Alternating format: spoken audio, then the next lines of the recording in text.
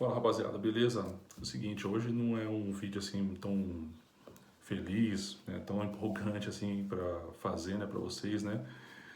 Infelizmente, né, se foi o Caniço, né, um grande músico assim, integrante do Raimundos, né, fundador da banda e manteve aqui até os últimos dias, né? Infelizmente ele se foi, ainda não foi divulgada a causa da morte ainda, né? Pelo menos não até o momento que eu tô gravando esse vídeo para vocês. E assim, é uma pena assim, muito grande, que ele é um cara assim, bem atitude rock and roll mesmo, né? Sabe, né, tudo, né? Desde que ele, assim, como ele nasceu, acho que em 65, se não me engano, ele acompanhou bem aquele boom dos anos 80, né? Primeiro como ouvinte, depois ele foi tocando também, trabalhou como road de algumas bandas, né? E assim, eu queria passar assim, a minha impressão, né? Que eu tenho assim do Raimundos, né? Na década de 90, Raimundos foi uma banda assim que eu vi nascer, né? Em termos assim do primeiro disco, né? E é pô, um puta som, cara, que eles fizeram. E eles vieram com aquela vibe, né, das bandas, assim, de fazerem misturas, né, musicais, né, de estilos, né. Isso era uma coisa que já acontecia desde do Raul Seixas, por exemplo, né, aquela inusitada Let Me Sing, né, com rock and roll misturado com baião e tudo, né.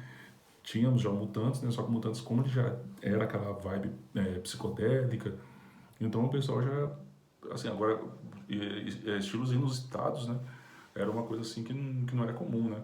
Tanto que o Raul Seixas ele foi vaiado num festival que ele participou e tudo, né? Nos anos 80 a gente teve aí um exemplo bem disso daí, é o Ira, né? Com aquele psicoacústica, né? Que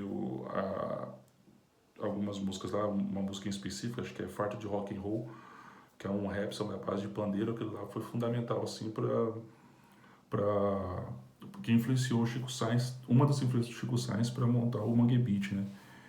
E, enfim, o Raimundos ele veio nessa vibe. Na década de 90 é recheado disso, é, dessas referências assim, né? Que era o forró misturado com o punk rock. Nós tínhamos também Mundo Livre S.A., que também misturava com elementos nordestinos também. Teve o Jorge Cabeleiro e o Dia que Seremos Todos Inúteis. Mas o Raimundos ele tinha assim um apelo muito grande, cara, porque além do som que eles faziam, e a grande influência deles era Ramones, né? Eles tinham aquele lance das músicas, né? Falavam muito palavrão, coisas adolescentes, tudo, né?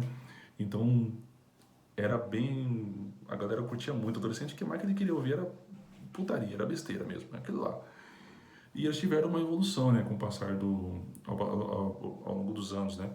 Teve esse disco que ele era uma cara mais crua, né? O primeiro deles, né? Aí veio o Lavota Novo, que aí tinha uma pegada bem mais assim, alguns influxos de metal, né? E clássicos como o Toratória, Eu Quero Ver o Oco, e que foi mostrando a evolução deles, né, cara? Veio aí o terceiro disco, né?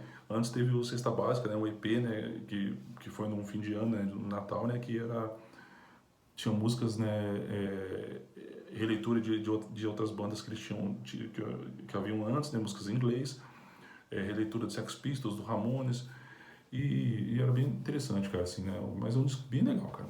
Poucas músicas, mas é muito bem bacana. Aí o terceiro disco, né? Lapadas do Povo, que mostra eles querendo, assim, atingir uma maturidade, né? Com letras um pouco mais críticas, como o Baile Funk, por exemplo, né? Só que é um disco, assim, meio difícil, assim, de se ouvir, né? Um pouco, assim, eles falam que pelo clima que eles estavam vivendo durante as gravações, né? Eles estavam meio que brigados, né, entre si, né, e tal, né? E aí veio a consagração total mesmo deles. Antes, e também posteriormente a esse lançamento teve aquele evento, né? No show, né? Se não me engano foi no interior de São Paulo, se não me engano, não lembro se foi em Santos, que cidade que foi, né? Que teve um tumulto lá, que morreu algumas pessoas, não lembro se foram duas ou três, não lembro. Falha bem a memória isso aí. E posteriormente, né, veio a consagração com o Sol no Forever, né? Que veio assim, tipo, um som assim, que muita gente fala assim, comercial, se vendeu. Não se vendeu, pô. Mas tinha um apelo assim comercial, mas pela primeira vez eles podiam tocar livremente numa rádio sem ter censura. Aí um sucesso puxado pelo Mulher de Fases, né? E vieram muitas coisas, né, bacana. Teve protesto como liberdade de expressão, né? Deixa eu falar, acho que é o nome da música, né? Liberdade de expressão, citava, né, na música.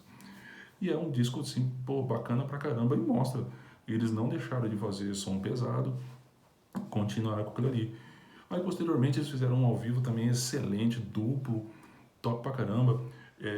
Em 99, né? A primeira vez que eu fui no show deles foi em 96, tinha sido na turnê do La Volta Nova. Em 99 a gente abriu o show deles, cara. Nós e uma banda chamada Durangos, né, cara? Uma banda dos amigos nossos também.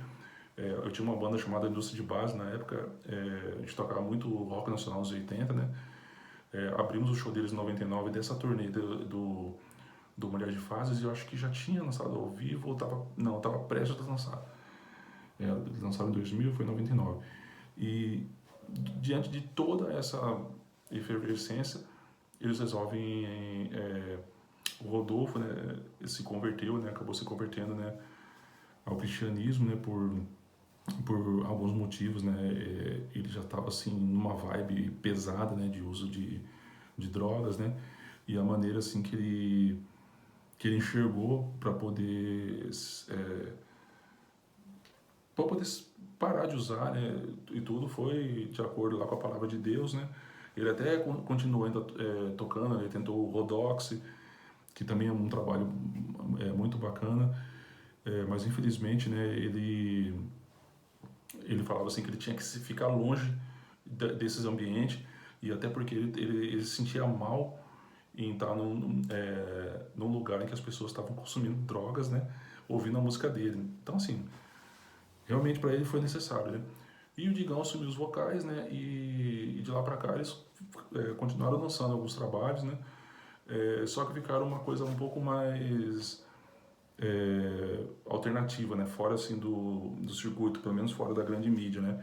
Quando eles apareciam, elas acabavam tocando sempre Mulher de Fases, né? Músicas assim já consagradas, né? E assim, a banda ficou um pouco mais reclusa naquilo ali. Eu particularmente, eu acompanhei pouco esse trabalho deles, né? Posterior à saída do Rodolfo. Mas mas é assim, é uma notícia muito triste, né, cara? Essa perda dele. E espero assim que isso não que eles não deixem a peteca cair e continuem tocando, fazendo som, porque é o que a gente gosta mesmo, é fã, a gente gosta de ouvir, gosta de ter revivals e tudo, e espero que continue, né? E é isso aí, galera. Mais uma pessoa, mais um ídolo nosso que se foi, e bola pra frente.